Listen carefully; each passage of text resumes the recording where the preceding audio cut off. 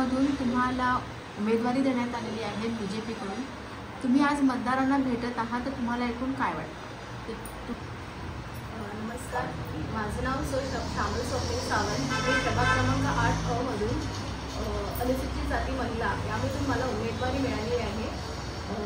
माजी केंद्रीय मंत्री कपिलजी पाटील साहेब, आमदार किशनजी कथोरे साहेब यांनी माझ्यावर विश्वास दाखवला व मला एक संधी दिली, त्यांचे मी आभार मानते। तुम्हाला उमेदवारी दिली, तुम्हाला निवडणूक लढवाविषयी का वाटली? माझे मिस्टर गेल्या 10 वर्षापासून आपल्या प्रभागात काम करत आहेत, समाजकार्य करत आहेत। त्यांना बघून मलाही असं समाजकार्य करण्याची आवड निर्माण झाली आहे। गेल्या 10 वर्षापासून माझे मिस्टर या प्रभागात समाजकार्य करत आहेत, त्यांनाच पाहून मलाही समाजकार्य करण्याचं आवड निर्माण झाली आहे आणि एक संधी आता मला दिली आहे, तर मी नक्कीच त्याचं कृतीत रूपांतर करेन। नमस्कार निशाताई, तुम्हाला प्रभाग क्रमांक 8 मधून BJP तर्फे निवडणुकीसाठी तुम्हाला उमेदवारी देण्यात आलेली आहे। तुम्ही निवडणुकीच्या रिंगणात उतरला आहात। निवडणुकीची रणधुमाळी देखील मोठ्या प्रमाणात सुरू झाली आहे। तुम्ही आज मतदारांना भेटत आहात, तर तुम्हाला तुमच्या प्रभागातल्या मतदारांचे तसेच प्रभागामधल्या काय समस्या जाणवल्या? नमस्कार, मी निशा सागर घोरपडे। मी भारतीय जनता पार्टीची आधीची माजी नगरसेविका होती आणि आज मला पुन्हा एकदा पक्षाने उमेदवारी देऊन नवीन संधी दिलेली आहे।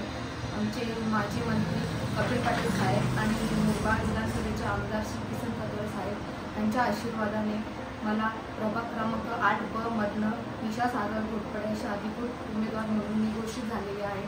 आणि मी प्रभाग क्रमांक 17 म्हणजे जो जुना, ज्या ठिकाणी मी नगरसेविका होती माझी, 2015 साली जेव्हा मी या प्रभागात निवडणुकीसाठी सर्वसाधारण गटातून जेव्हा मी त्या प्रभागातून प्रचार करत होती आणि प्रचार करता करता मी बिनविरोध माझी सीट लागली। म्हणजे माझ्या जो विरोधी पक्षाची लेडीज होती तिचा फॉर्ममध्ये त्रुटी आढळल्याने तिचा फॉर्म पास झाला आणि तेव्हा मी या ठिकाणाहून बिनविरोध निवडून आले होते।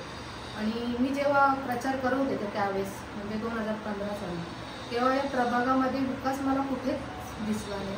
कारण मी फिरत होती, माझीसुद्धा त्यावेळेस पहिलीच वेळ होती, मी नागरिकांच्या भेटी घेत होती, पण इथे विकास कुठेच दिसत नव्हता। माझ्या ज्या महिला होत्या प्रभागातील, इथे खूप पाण्याची टंचाई होती। महिलांना अक्षरशः पाणी म्हणजे डोक्यावर घेऊन त्या पहिला दुसरा माळा जात होत्या। मला हे बघून खूप वाईट वाटायचं। आणि हे समोरचे जे अथर्व टावर आहे, इथे बिल्डिंग आहे, इथे मोठा नाला होता आणि तो ओपन होता, मच्छर वगैरे होते, झाडं झुडपं वाढलेली होती। एक समोर एक काकू होत्या, मी गेली प्रचाराला त्यावेळेस म्हणजे 2015 साली, त्या डायरेक्टच बोलल्या का ताई तुम्ही इकडे येऊ नका, आम्ही मतदानावर बहिष्कार टाकलेला आहे, आम्ही मतदान करणारच नाही। कारण का ती अशी अवस्था बघून आमचा मतदानावर विश्वासच राहिलेला नाही नगरसेवकांवर विश्वास राहिलेला आहे, काहीच कामं इथे विकासाची झाली नव्हती। आणि योगायोगाने मी जेव्हा बिनविरोध निवडून आले तेव्हा मला खूप इथे आभार जाणवला। तेव्हा मी माझे मिस्टर सागर घोरपडे, माझे दीर असतील सारंग घोरपडे आणि स्वप्नील सावंतसुद्धा त्यावेळेस आमच्यासोबत होते। आम्ही सगळ्यांनी विचार केला की नाही, आपल्याला प्रभागाचा कायापालट करायचा। तेव्हा मी पहिलं काम कोणतं हाती घेतलं असेल तर ते म्हणजे या प्रभागाला पाणी देण्याचं। तर आमचे आमदार किशन कथोरे साहेब यांच्या मार्गदर्शनाने आम्ही 300 इंचीची पाईपलाईन या विभागात टाकून घेतली आणि ताई तेव्हापासून आजपर्यंत एकदाही या विभागामध्ये पाण्याची टंचाई निर्माण झालेली नाही। आणि त्यानंतर जेव्हा हे नाला ओपन होता, तर ते नाला ओपन होता तर ते काम आम्ही हाती घेतलं। ते नाल्याचं आम्ही पूर्ण त्याला बंदिस्त केलं आणि तिथे आम्ही बंदिस्त करून तिथे आम्ही पार्किंगची व्यवस्था केली, म्हणजे फ्री पार्किंगची व्यवस्था केली।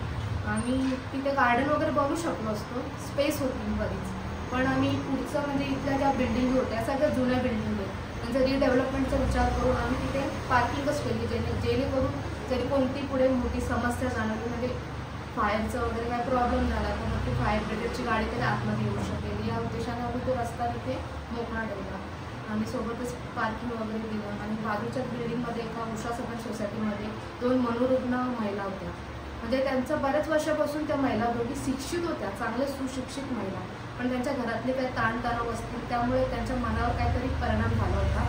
तर दोघी बहिणी अशाच रस्त्यावर इकडे तिकडे फिरत असायच्या, लहान मुलं महिलांना त्रास द्यायच्या, म्हणजे लहान मुलांच्या पाण्याच्या बाटल्यावर खेचून त्या पाणी वगैरे प्यायच्या, असे तर रस्त्यावर कधी तुम्ही बघितलं ना, इथल्या बऱ्याच अशा रस्त्यावर पडलेल्या असायच्या आणि त्यांचा स्वतःचा फ्लॅट होता आणि ग्राउंडलाच होता. त्या म्हणजे येणाऱ्या जाणाऱ्या लोकांना त्रास व्हायचा कारण त्यांना रस्त्यावरच ते झोपलेल्या असायच्या. अशाच म्हणजे टॉयलेट बाथरूम सगळं तिथेच. त्यामुळे त्या सोसायटीच्या नागरिकांना अक्षरशः खूप वेळतीस आलेले ते लोक. आणि याआधी जेव्हा मी इथे नव्हते त्याआधी बरेच इथले नगरसेवक होऊन गेले, इथे नगराध्यक्ष होऊन गेले, कोणीही त्यांची दखल घेतली नव्हती. पण जेव्हा मी महिला प्रतिनिधी म्हणून या प्रभागात निवडून आली तेव्हा मला महिलेसाठी काहीतरी आपण केलं पाहिजे. कारण मी सुद्धा त्यांना बऱ्याच वेळा पाहिलेलं होतं आणि मला त्यावेळेस असं नव्हतं वाटलं का या दोन महिलांचे उद्धार माझ्या हातून होत पाहिजे. आम्ही त्यांना पहिले म्हणजे त्यांची सगळी वैद्यकीय तपासणी वगैरे केली. त्यांचे शरीर आंघोळ न केल्यामुळे वर्षानुवर्ष त्वचारोग वगैरे त्यांना झालेलं होतं. त्यांची वैद्यकीय तपासणी वगैरे केली. नंतर आम्ही कोर्टात गेलो. कोर्टाकडून त्यांची म्हणजे परमिशन घेऊन त्यांना आश्रमात आम्ही दाखल केलं आणि त्यांचं पालकत्व आम्ही दोघं नवरा बायकोने स्वीकारलं. म्हणजे आम्ही आश्रमात आम्हाला दरवेळेस त्यांना भेटायला जावं लागत होतं. त्यांचा काय खर्च होता तो आम्ही करत होतो. आणि मग असं मी त्या बऱ्या होत गेल्या. त्यातली एक आता म्हणजे आजारपणामुळे गेली आणि आता दुसरी व्यवस्थित झाली आहे की पुन्हा तिच्या जी मी बोलली जशी की मगाशी जी एक सुशिक्षित महिला होती त्यामुळे ती पुन्हा तिच्या जॉबवर पुन्हा जॉईन झाली आणि आता तिचं सगळं व्यवस्थित आहे. बरं, आता तुम्हाला प्रभागामधल्या काय समस्या जाणवतात? आता माझा प्रभाग आहे 17 नंबर. इथे तर मला एकही समस्या नाही आहे. पाणी मुबलक आहे. आम्ही घंटागाडी आमची रोज येत असते. आमची साफसफाई रोज असते. रस्त्यामध्ये कुठेही कचरा नाही, काही नाही. माझा 17 नंबर प्रभाग जो जुना तो व्यवस्थित आहे, स्वच्छ सुंदर असा प्रभाग आहे. माझ्या प्रभागामध्ये 3 मोठे गार्डन आहे. एक छत्रपती शाहू महाराज आहे, स्वामी विवेकानंद गार्डन आहे आणि सोबतच सावित्रीबाई फुले मैदान आहे. तिथेच आम्ही आता जिमचं सुद्धा काम चालू आहे. 3 मजली जिम म्हणजे बदलापूरच्या नगर परिषदेच्या नकाशामध्ये ही पहिलीच ही अशी जिम झालेली असेल जी 3 मजली आहे आणि महिलांसाठी सेपरेट आहे, पुरुषांसाठी सेपरेट आहे. आणि सोबत आम्ही वरती योगा सेंटर सुद्धा दिलेलं आहे. तिचं ओपनिंग आम्ही आता करणारच होतो पण आचारसंहिता लागल्यामुळे आम्ही तिचं ओपनिंग थांबवलं. असं आमच्या प्रभागामध्ये कामं खूप आहेत, झालेली आहे. विकासच आमदार साहेबांच्या माध्यमातून आमचे केंद्रीय मंत्री कपिल पाटील साहेबांच्या माध्यमातून आम्ही माझ्या प्रभागाचा पूर्ण कायापालट करून टाकलेला आहे. माझा पूर्ण प्रभाग कॉन्क्रीटयुक्त झालेला आहे. पुढचं विजन काय असणार? पुढचं विजन माझं हे असणार आहे की माझा 17 नंबर प्रभाग जुना आणि मला जुळलेला आहे 18 नंबर प्रभाग जुना. हे 2 प्रभाग जुळलेले आहेत. तर 18 नंबर प्रभागामध्ये आता आम्ही प्रचाराला फिरतोय. तिथे पण मला 2015 सालचीच आठवण आली. तिथे पण काही विकास मला कुठेही दिसला नाही. त्यामुळे माझं विजन पहिले तिथे विकास, तिथे प्राथमिक सुविधा द्यायच्यात नागरिकांना. तिथे सुद्धा पाण्याची टंचाई, साफसफाई अजिबात नाही आहे.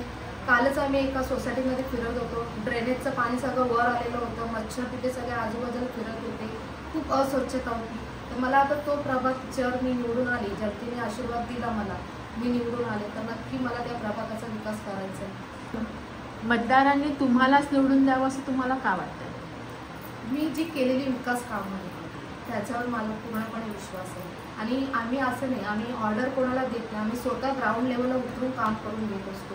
त्यामुळे लोक आम्हाला बघत असतात, नाही हे दिसत आहेत, ह्यांची माणसं दिसत आहेत, लोक काम करतात. आता कोरोना येऊन गेला, आमचा एक फ्लड अफेक्टेड एरिया आहे, पूर येतो इथे. तर पुराच्या वेळेस सुद्धा आम्ही ग्राउंड लेवलला उतरून काम करत असतो. नागरिकांचं पाणी ओसरल्या आम्ही प्रथम पाण्याच्या टाक्या ते पुराचं पाणी गेलेलं असतं तर स्वतः आम्ही स्वतःची यंत्रणा लावून त्या पहिले साफ करून घेतो. पूर्ण कचरा वाड्यातलं उचलून, त्यानंतर औषध फवारणी वगैरे, त्यानंतर मेडिकल कॅम्पची तपासणी, हे सगळं आम्ही वेळोवेळी नागरिकांना जी मदत हवी असते ती आम्ही त्यांना वेळोवेळी देण्याचा प्रयत्न करत असतो. नमस्कार मतदार बंधू भगिनींनो, आम्ही तुम्हाला आव्हान करतो की येत्या 2 डिसेंबरला मतदान आहे.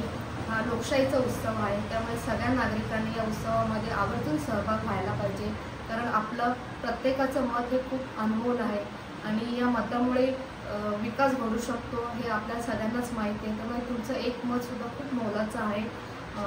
मी भारतीय जनता पार्टीतून निशा सागर घोरपडे BJPची प्रभाग क्रमांक 8चे अधिकृत उमेदवार आहे आणि ही श्यामल स्वप्नील सावंत BJP प्रभाग क्रमांक 8 मध्ये अधिकृत उमेदवार आहे आणि आमच्यासोबतच आमच्या नगराध्यक्षपदाच्या उमेदवार आहेत सुरुचिता राजेंद्र घोरपडे. तर नागरिकांना माझं एकच आव्हान राहील की तुम्ही येत्या 2 डिसेंबरला 3 कमळासमोरील बटन दाबून आम्हाला प्रचंड मताने आशीर्वाद द्यावा हीच विनंती आहे. धन्यवाद.